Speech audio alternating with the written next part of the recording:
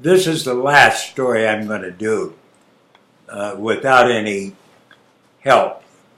I've got a friend who's got cameras and lights and all that stuff. These are just tests. But it's interesting for me to do, and sometimes somebody views them, so it's fun. This story is called A Bootlegger's Legacy, a story from the Tennessee Hills.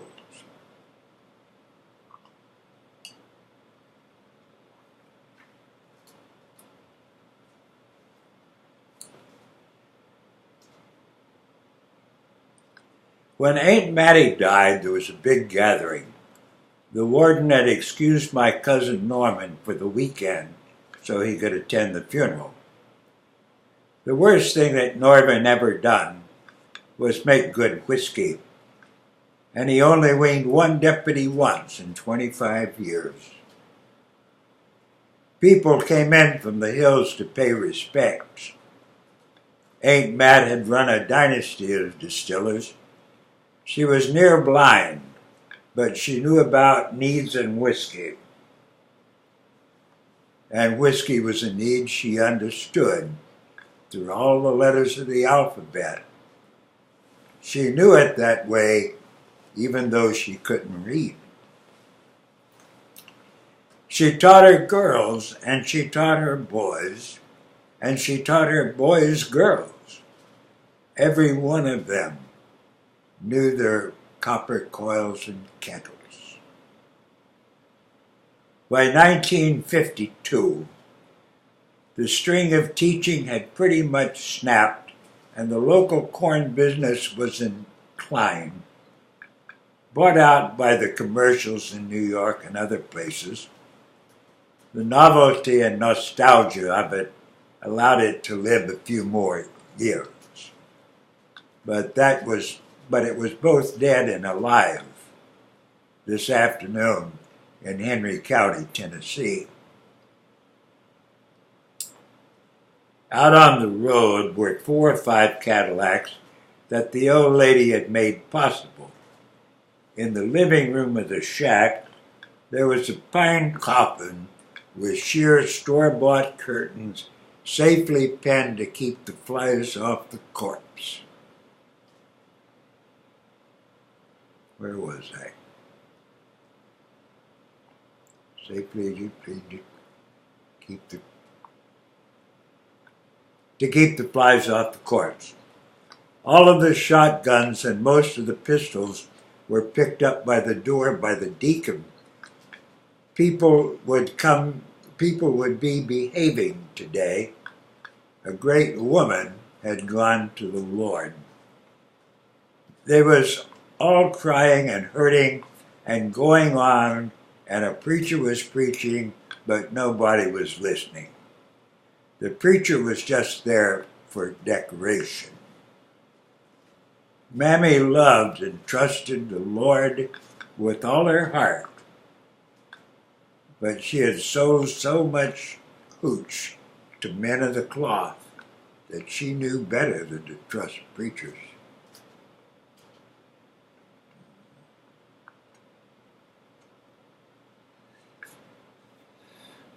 But she always fancied ceremonies, and ceremonies for dead people needed preachers in the hills of West Tennessee.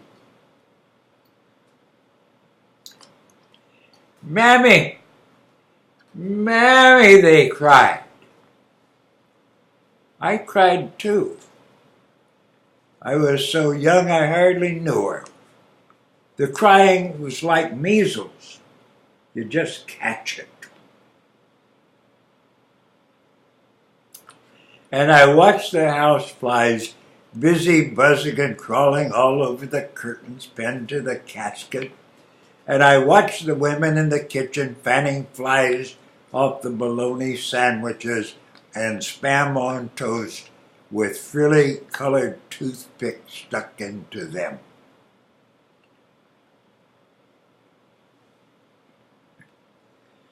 My cousin James Arlen, who was 16, 4 years older than me, dragged me by the collar to the back porch. "Looky here, you little peckerhead. Mammy's gone. Just flat gone. Stop that blubbering or I'll smack you." He shook me really hard. "Now let's do her right." And he opened the spigot on the big tin cooler and tapped us some powerful spirits into Dixie cups. After the second one, I said, "Let's do her right." And then the older men drifted out and one by one filled Dixie cups with the white mule and started to play their mandolins, banjos, dulcimers, and dobros.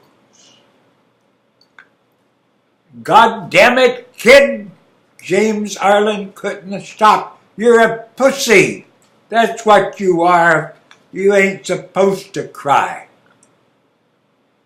Big old salty balloons were welling into James Arlen's eyes when he shoved me against the wall. He fisted up and I feared he was going to slug me. "Stop that goddamn crying." He scared the tears right out of me, and my spine straightened up from my tailbone to the base of my skull, and my shoulders stopped squinching. "Yes, sir," I said. "It ain't manly."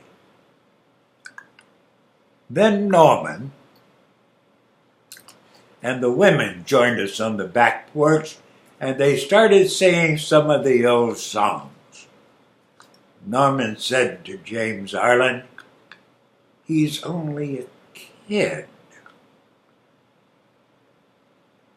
He's only a kid.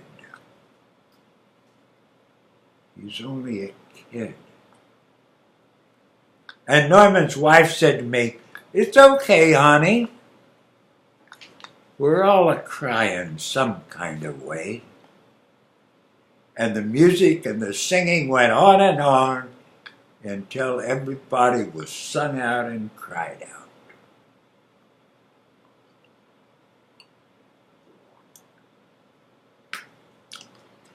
I woke up in the middle of the night on the boards of the back porch, a crumpled Dixie cup under me. Somebody had covered me with a piece of old rug. I wandered off by the shed to pee and puke. Inside the house, I heard a whimpering. I weaved inside the dim room. By the light of a coal oil lamp, I saw James Arlen on his knees, hands on the casket, just barely whispering, "Mammy."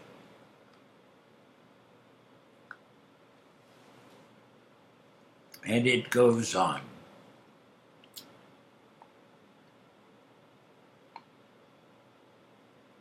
And it stops. There, I forgot.